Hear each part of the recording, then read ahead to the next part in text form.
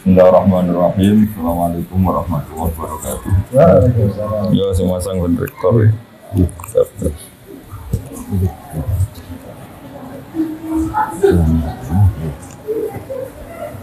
Bismillahirrahmanirrahim. Wassalamu ala rasulillah sayyidina maulana Muhammadin wa ala alihi wasallam.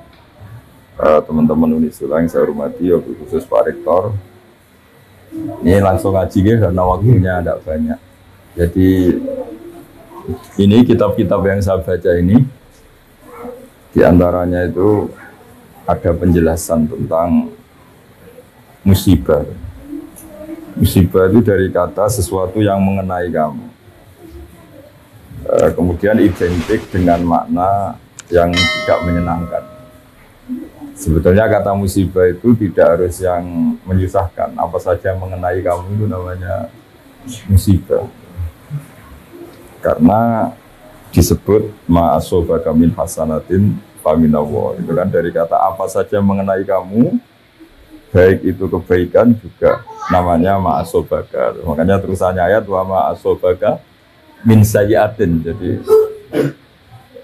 kemudian orang itu karena nafsunya besar, kalau yang tidak dikehendaki itu dianggap problem. Ya, kalau yang tidak dikehendaki itu namanya problem. Kalau yang dikehendaki namanya nikmat. Nah, bahasa itu bahasa manusia. Kalau bahasanya Allah tidak tahu. Misalnya Anda jadi panitia ozon, malaikat penjaga ozon. Mungkin kalau nggak ada penerbangan itu mereka syukuran, karena nggak terganggu. Tapi kalau Anda pengusaha penerbangan ya nganggap ini musibah. Jadi kalau kamu nanti ketemu malaikat penjaga ozon, kemurnian lapisan ozon, kamu nganggap, wah ini susah, nggak ada penerbangan, pasti kamu disemprot. Kalau ngomong yang baik. Nah, begitu juga petani itu kadang minta hujan, pas hujan deras, tanyakan bakul es. Nggak payu kan. Jadi di ilmu kitab-kitab yang saya baca, kata musibah, kata nikmat itu ada yang hakikat, ada yang menurut kita. Karena ya tadi, kalau Anda malaikat penjaga ozon, mungkin syukuran karena nggak ada penerbangan. Ya.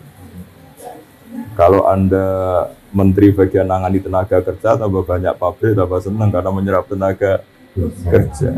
Tapi kalau Anda mungkin menteri lingkungan hidup, oh, ini banyak limbah, ini banyak polusi. Nah kira-kira seperti itulah gambaran hidup. Kalau Pak Bejo jadi rektor, kata kroninya ya alhamdulillah, kata musuhnya ya ini musibah. Alhamdulillah guys. Jadi pola-pola sosial itu. Mau pemilihan ini. Artinya kalau kita pakai bahasa manusia kan selalu gitu, ada subjektivitas, ada nisbi, ada. Lalu gunanya ngaji sama dia ya tadi orang dilatih pakai bahasanya Allah. Ya bahasanya Allah tadi ya kita tidak tahu persisnya ini nikmat apa musibah, tapi dibalik itu ada hikmahnya, itu sudah dekati bahasa ketuhanan karena apa? Ya tidak mengklaim. Saya sering guyon, meskipun tuh guyon tapi tak ilmu nih. Misalnya tadi kamu ada pasangan nganten baru yang baru harmonisnya itu orang mesti bilang alhamdulillah harmonis. Tanyakan ibunya itu mulai lupa daratan, lupa ibunya, lupa keluarganya. Kalau harmonis punya sama istri itu pasti. Jadi kalau ada pasangan harmonis, tanyakan ibunya. Menantu jenengan baik enggak? Oh, ngurus ibu june tok lali wong tuwa. Atau tanyakan temannya. Saya ki lali konco, saya ki lali temen gitu karena saking mesranya sama. Nah, di semua segmen kehidupan itu seperti itu, Pak Bejo. Betul ya.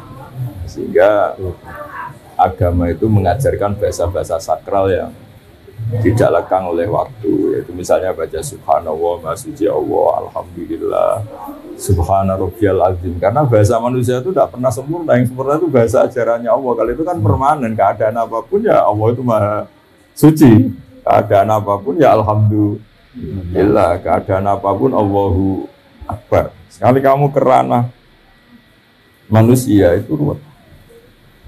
Ya, tadi misalnya kalau sebuah negara itu makmur, makmurnya orang taat untuk ke masjid, makmurnya orang nakal, mesti ke tempat-tempat maksiat.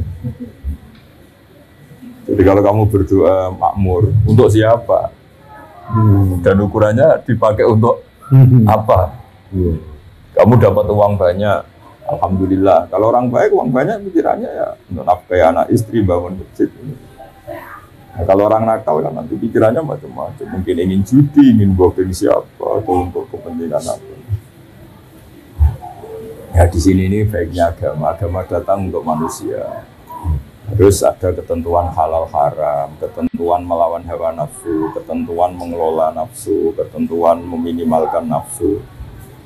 Nah tambah itu bahasa-bahasa nikmat itu hakikatnya adab, karena nikmat yang mengarah ke untuk maksiat. Nah itu pentingnya ngaji. Jadi orang akan ya tadi. Jadi, kalau kamu punya toko sedang laris-larisnya, tanyakan toko rivalnya. Saya ini sepi laris wae Pak Bejo. Toko pesaing. Iya. Tapi nanti yang sedang tidak laris jangan katakan terus jatuh, tidak juga. Baru kayak laris, wes bergaya loro kabeh, tak ibadah wae. Nah, hal-hal seperti ini itu harus diperhatikan supaya orang itu menilai yang dialami tidak pakai ukuran nafsu tapi ukuran menurut Allah Subhanahu wa taala, ma'indallah. Jadi menilai, makanya disebut wal baqiyatu sholihat. Baqiyat itu sesuatu yang abadi, sholihat itu yang bagus.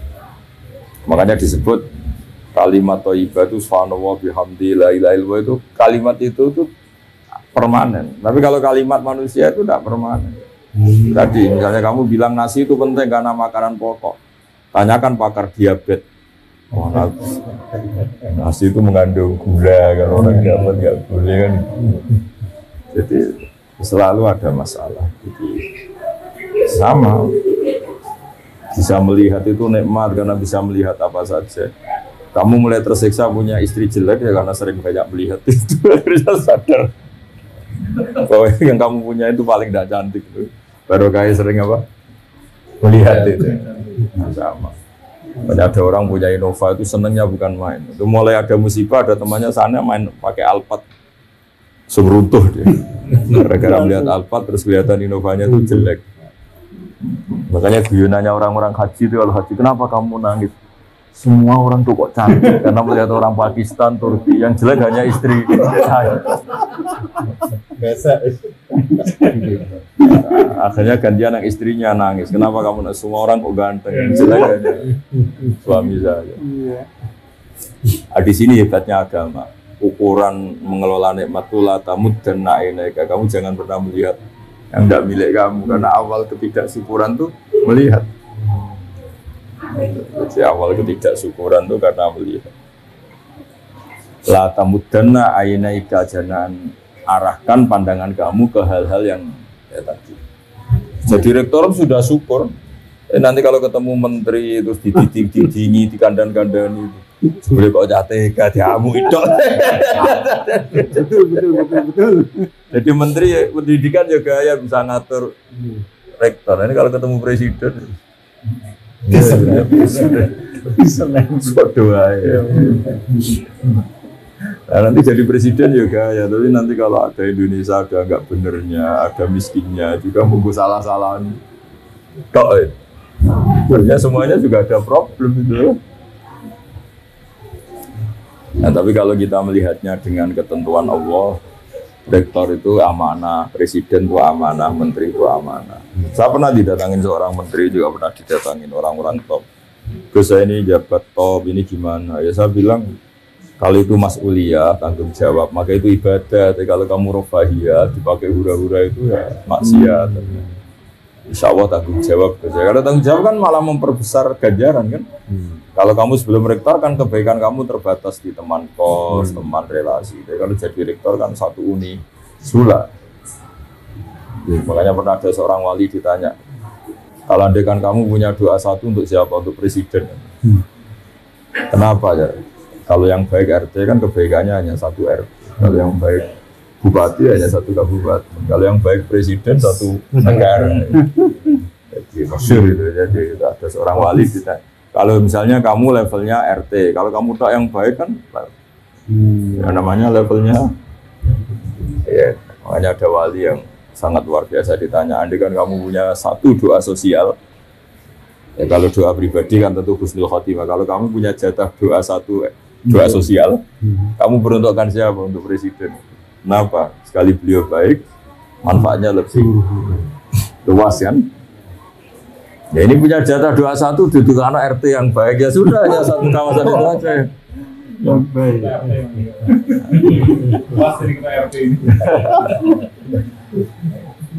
Ya, jadi artinya loyalitas agama ini pada negara, pada bangsa itu tidak diragukan lagi karena di Islam itu ada hukum sosial. Nah, cuma bedanya orang wali sama ndak, wali itu kan nganggap musibah itu dianggap awal kebaikan karena terus orang kembali ke Allah. Dulu itu orang nggak takut mati. Seakan-akan kalau ilmu medis itu menguasai semua. Gara-gara COVID belum ditemukan obatnya itu.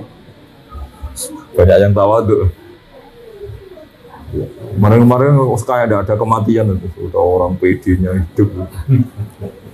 Gara-gara ada COVID. Antara orang awam sama profesor sama-sama ngitung hari. Takutnya. Iya kan? Jadi selemah itu manusia ngadepin musibah. Wah, itu pontang manting semua negara katanya medisnya paling bagus kayak negara-negara maju juga pontang manting semua. Jadi makanya saya mohon dari pengajian ini, dari ngaji ini, sampai kalau sholat itu lebih kalimat yang kamu lafadzkan di sholat itu kalimat paling permanen. Rabbana lakal hamdu, engkau layak dipuji, engkau maha suci, engkau maha besar, itu kalimat permanen. Kalau kalimat yang kamu bikin itu tidak ada yang permanen karena subjektivitas tadi.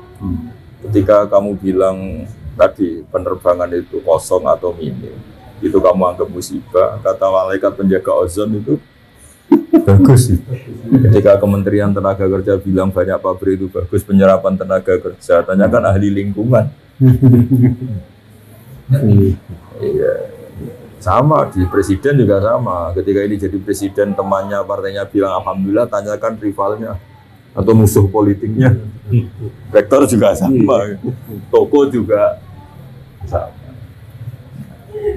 Hal-hal seperti ini terus menjadikan wali-wali itu nggak bicara tentang makhluk, hanya bicara tentang Allah. Makanya terus toreko itu kan wiridan paling kelima kan Allah. Maksudnya sudahlah makhluk sudah. Bismillahirrahmanirrahim. Sumadarhum fi khawdimi al-abun, sudah semuanya itu orientasinya ke Allah saja, yang lainnya itu biarin itu. Zarhum fi khawdihim yal-abun. Makanya ada sholat istisqa nggak mandi-mandi itu, karena yang di pojok bakul es. Ini kalau mandi esnya ada. Nah, ternyata ketika orang lain semangat amin karena sawahnya banyak. Terus ini aminnya tenang. Kenapa kamu tidak semangat? Saya tidak punya sawah, nggak ada hujan juga nggak apa-apa. Saya ini penjual es itu. Jadi apa ya? Ya gitu itu kehidupan ya gitu. Ini kabarnya itu kata ilmuwan itu. Lapisan ozon itu membaik itu sekian puluh % gara-gara pengurangan penerbangan. Oh iya, bisa kamu bayangkan kayak Singapura, Hong Kong per menit ada, ya kan, yang pesawat-pesawat yang bandara-bandara paling sibuk. Coba kalau kamu jadi malaikat bagian jaga ozon, rapat terus, gimana ini hentikan pesawat? Mungkin rapatnya tuh udah COVID-kan aja kalau diet. Ya meskipun tuh guyon, tapi orang biar tahu lah kalau semua yang diciptakan Allah ada hikmahnya. Maksud saya itu ada. Kalau ada pabrik tutup, tanyakan pakar lingkungan. Bagus, sekarang sudah ada limbah, kenapa pabriknya tutup? Tapi kalau tanyakan pekerjanya, susahnya. Nah bayangkan kalau bahasa subjektivitas gini dipakai ilmu hakikat kan kacau. Tapi kalau di PSDA itu hukum sosial pasti ada subjektivitas. Kalau ilmu hakikat ya tadi yang PHK ya tidak mesti gak dapat pekerjaan saja, dapat pekerjaan yang lebih baik. Kan kemarin banyak pilot yang jadi penjual mie. Iya. Tapi ketika ditanya hasilnya sedikit tapi kepuasan batinnya meningkat ya karena ketemu keluarga, ketemu yang dulu nggak kebayang kan. Ya saya berharap cara pandang Islam ini kita ikuti bahwa di balik semua itu ada hikmah dan menjadikan kita kembali kepada Allah Subhanahu wa Ta'ala. Saya kalau nyontohkan di masyarakat itu, ketika kamu kecil, dolanan keran itu seneng kira karuan. Dolanan yuyu seneng, dolanan hal-hal yang nggak menghasilkan uang itu seneng. Tapi ketika Anda dewasa, Anda dokter, Anda profesor, Anda kiai besar menjadi goblok. Untuk seneng aja nunggu punya Alphard, punya uang, punya rumah. Berarti pinter caci ini. Caci itu untuk seneng tuh hal-hal sepele bisa bahagia. Tapi harus profesor, apa seneng canggih. Padahal ciri utama orang pinter kan mudah mendapatkan yang diinginkan. Ternyata untuk seneng harus mahal. Sementara caci untuk seneng itu segampang itu. Terus pinter mana kita dengan anak-anak? Jadi itu pelajaran bagi kita bahwa kalau kamu di dunia ingin seneng, ketika kita kecil, ketika kita miskin, melarat itu sama mobil sebenarnya. Kayak ongkos ada di serbu kos semua lagi pak, dengan terlambat bayar. Jadi makanya saya pernah ketemu menteri itu kalau guyon lucu. Enak orang menteri saya dulu itu melihat orang jadi menteri itu top. Setelah saya jadi menteri itu merasa tidak top. Ya, kenapa? Karena semua kesalahan di kementerian saya kayak salah saya. Dulu kan nggak pernah salah. Ya kan kalau kamu nggak menteri Polhukam, nggak ada keamanan apa kan kamu nggak salah. Orang miskin kalau kamu nggak menteri ekonomi kan nggak. Iya betul. Gara-gara kamu menteri malah menjadi salah kan. Kalau kamu nggak ketua bulog, kalau nggak ada kesediaan beras kan nggak salah. Kalau kamu ketua bulog kan menjadi, kalau kamu nggak rektor kesalahan Unisula kan nggak salah kamu. Gara-gara rektor ikut salah kan ikut salah. Itu hebatnya Islam. Makanya Nabi itu harus punya hak syafaat. Kenapa Nabi itu punya hak syafaat? Karena seorang Nabi itu yang bertanggung jawab. Itu sekecelok umatmu itu bersyafaat. Ya sama. Kalau kamu sudah kadung jadi dokter, ini mahasiswa kamu. Kalau ada apa-apa kamu harus ikut tanggung jawab. Makanya agama ini datang dengan rasionalitas yang tinggi. Kenapa Nabi itu punya hak syafaat? Ya karena beliau dekat Allah itu pasti. Ya karena tadi kita ini kadung umatnya, maka menjadi tanggung jawab beliau. Dan kita membaca sholawat itu bukti kita loyal. Sama seperti mahasiswa harus punya kartu mahasiswa, bukti kalau kita loyal. Sama yang umatnya Nabi juga punya kartu sebagai umat Jumur, yaitu ditandai dengan baca sholawat. Karena nggak mungkin Nabi nggak tanggung jawab kan tadi. Sebelum kamu jadi presiden, semua camping negara kan nggak tanggung jawab kamu gara-gara presiden, terus kamu jadi tanggung jawab kamu kan? Dia rektor, juga RT. Ya gara-gara Nabi itu seorang Nabi, maka harus tanggung jawab. Jadi itu luar biasa. Akhirnya beliau diberi hak syafaat. Umatnya yang harusnya menjadi ahli neraka asal bertauhid dijamin ahli surga. Meskipun lewat jalur apa? Syafaat. Makanya saya minta sama Unisula, sama rektor, sama ketua yayasan, jangan apa-apa itu hukumannya sanksi, apalagi DO. Kalau nggak fatal banget itu jangan.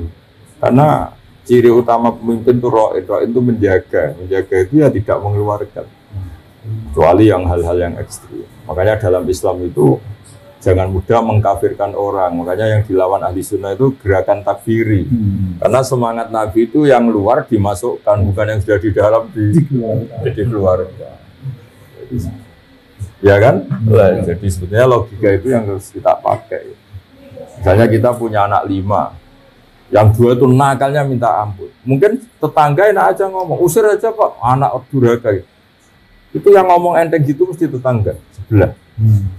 Bagi kita orang tuanya, enak kira-kira rasanya. Itu anakku kan? Sama. Nabi itu nggak terima kalau umatnya dikeluarkan dari Islam. Karena Nabi sangat mencintai umatnya. Bahkan yang nakal pun Nabi menghentikan itu tak beri hak syafaat. Syafaat ila ahli kabair umat. Saya punya jatah syafaat untuk umatku secara jelas-jelas. Karena semangatnya mengambil atau memasukkan yang luar.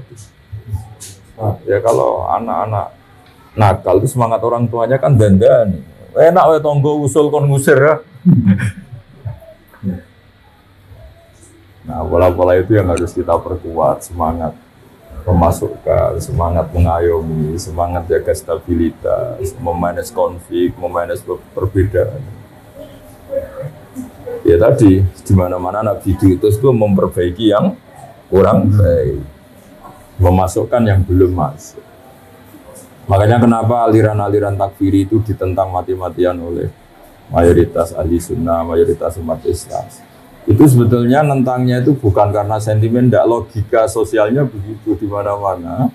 Inginnya kita ini ya kan kita inginnya kan warga Indonesia sing rapati ngaku Indonesia itu menjadi sangat Indonesia, gitu. Yang unisula yang belum Islami menjadi sangat unisula. Ini semangatnya itu memasukkan, bukan mengeluarkan ya. Ya kan jelas kitabnya udkhulu fi silmi kafah, ya kan pengumumannya untuk masuk, bukan untuk keluar. Jadi logika kita menentang takfiri, sudah mengkafirkan itu sebenarnya logika umum sebenarnya. Ya memang begitulah kalau kita sebagai pengayom masyarakat inginnya ya. Itu tidak hanya dalam ahli sunnah ya, kalau kita ketua RT, ketua RW, kita kiai, kita tokoh, inginnya ya semangatnya merangkul, bukan memukul, bukan. Ya, jadi tadi ya pesan saya, kalimat-kalimat thayyibah yang Anda baca di sholat itu jiwai, karena itu kalimat yang permanen.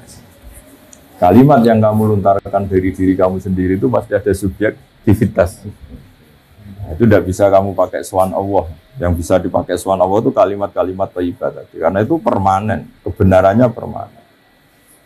Makanya disebut wal baqiyatus sholihatu khairun inda rabbik. Tapi kalau kalimat yang kita utarakan itu subjektif semua. Bilang sayang istri ya sampai kapan kan pertanyaan. Ya kan? Cinta unisula ya sampai kapan? Nanti kalau ada konflik tawarin kampus lain yang menjanjikan, perlu dipertimbangkan juga kan. Apalagi cinta partai ya. Ya malah tinggal mana ya kan malah. Ya kan? Jadi kalau cinta manusia, bencinya manusia itu ya subjektivitasnya seperti itu. Jadi kalau cinta Allah itu yang abadi. Walladzina amanu asyaddu hubbal lillah. Kalau kamu mukmin betul ya orientasi yang paling kamu cintai itu Tuhan.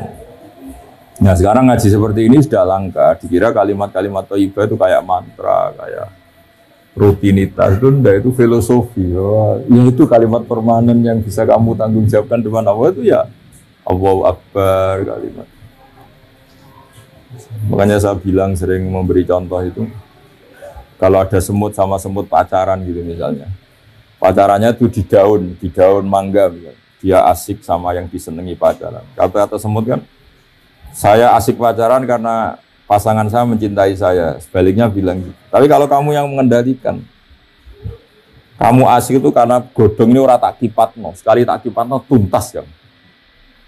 Yang sama ketika kita punya alpat nikmat, kumpul istri nikmat, makan nikmat, kata malaikat bagian gempa, kon gak mau turun sampai aku tak hoyak. Tapi kita karena keterbatasan kita sebagai manusia nganggap makan nikmat itu karena makan sate dengan istri yang kita cintai. Tapi kalau malaikat bagian gempa, kuncinya di saya. Apapun nikmatnya yang kamu makan sekali tak goyak.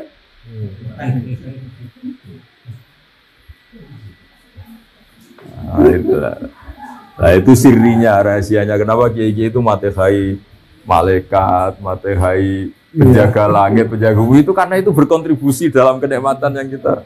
Ya. Jadi, kalau kamu udah ngomong Fatihah itu wah, bisa tersinggung. Itu ya. Selesai.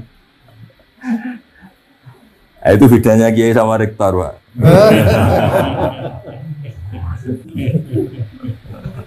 Ya, jadi saya mohon semohon-mohonnya kalimat-kalimat thayyibah yang sering Anda baca di sholat, di luar sholat, itu patenkan di hati kamu bahwa kalimat itu yang permanen, alaiha nahya wa alaiha namut. Atas nama kalimat itu kamu berani hidup, wa alaiha namut. Atas nama kalimat itu juga kamu sampai ketemu Allah. Wa alaiha nub'at insyaallahu minal amin. Dengan kalimat itu juga kalau ketemu Allah pakai itu. Jadi kamu ditanya Allah, "Bejo, kamu siapa?" Mukmin Gusti. Aktivitas kamu bersaksi bahwa engkau itu ala kulli syai'in qadir. Kalau depan Allah, kamu siapa? Rektor Gusti. Mana kampusnya? Sudah berkiamat kan nggak ada kampus.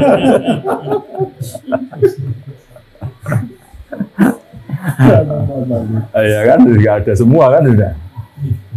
Ya, jadi makanya disebut ma'indakum yanfadu wa ma'indallahi baq. Apa yang di sekeliling kamu bisa hilang, tapi kalau yang terkait Allah itu akan apa?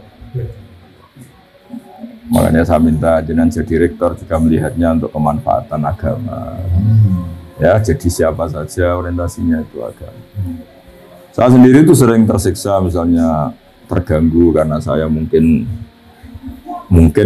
terkenal, dianggap alim. Tapi kalau sudah ingat barokahnya terkenal, saya bisa menterkenalkan Allah dan Rasul lewat hukum-hukum yang ditulis para ulama. Bukan Allah yang Rasul menurut hukum yang ditulis orang-orang bodoh. Kan repotnya itu kan gitu kan. Semuanya orang ngatasnamakan Allah dan Rasul. Sementara dia tidak pernah ngaji. Pertanyaan cerdasnya kan gini. Bagaimana itu mewakili hukumnya Allah dan Rasul? Dia Quran aja tidak hafal, hadis. Pasti itu pendapatnya dia kan, bukan? Tapi kalau yang ngendikan kalau Allah wa Rasul itu orang alim kan, dia bacanya banyak. Itu kan menurut Unisula. Ternyata dia tidak tahu tata tertib di Unisula. Pasti menurut dia kan. Yang berhak bilang menurut Unisula ya kalau dia menguasai ADART Unisula kan kira-kira gitu. Menurut Indonesia ternyata dia ada orang yang ahli UUD 45, ada ahli apa. Berarti menurut dia bukan menurut. Nah kira-kira gitu di dunia kiai kalau menurut Islam ternyata dia ada menguasai Quran, ada menguasai hadis. Menurut Islam atau menurut dia? Ya kira-kira gitu. Makanya saya senang kalau yang ngaji itu orang yang menguasai Quran dan hadis. Supaya menyampaikan pendapat Islam ya sesuai referensi dan bentukan Allah dan Rasul, karena bacanya banyak. Yang berak ngomong saya ini Indonesia ya yang baca UUD, baca ini itu Pancasila supaya sangat Indonesia itu loh. Baca nggak mau. Tahu-tahu menurut Islam yang mana? Dia nggak pernah. Makanya ada seorang kiai pidato tak tegur, dia langsung istighfar. Orang kiai itu harus kalah, kalau nggak kaya nggak dihormati. Walhasil kiai itu suatu saat saya tak tanya, memangnya ada target dalam Islam untuk dihormati? Target dalam Islam itu ingin diridhoi Allah, gue aneh-aneh. Iya ya. Terus kata harus itu kan harus, kiai harus kaya. Harus itu artinya kalau wajib kan, pengganti katanya wajib. Berarti yang miskin dosa semua. Terus dia bilang astagfirullah, sudah keliwat, sudah gak bisa diistighfari, berat itu. Caranya istighfar kamu harus mencabut kalimat itu di depan umum. Karena kamu utarakan di depan umum, kamu harus cabut juga di depan umum. Jadi kawan-kawan kalau pidato bilang gini, ternyata kaya itu wajib, miskin juga penting.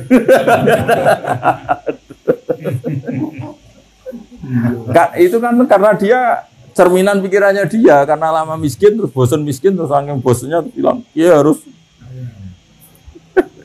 bosan-bosannya sendiri harus jadi statement atas nama Islam. Coba kalau itu diomongkan pas acara Isra Mi'raj, dia seorang kiai dengan atribut kiai yang ditunggu-tunggu fatwanya, ini kan seakan-akan fatwa Islam ini. Padahal fatwanya sendiri. Nah itu makanya saya mohon ya, kalau sholat, kalau pas wiridan, tengah malam, subhanallah, astagfirullah, itu anggap itulah kalimat permanen yang alaiha nahya, wa alaiha namut, wa alaiha nub'ats, insyaallah ta'ala. Ya, assalamualaikum warahmatullahi wabarakatuh.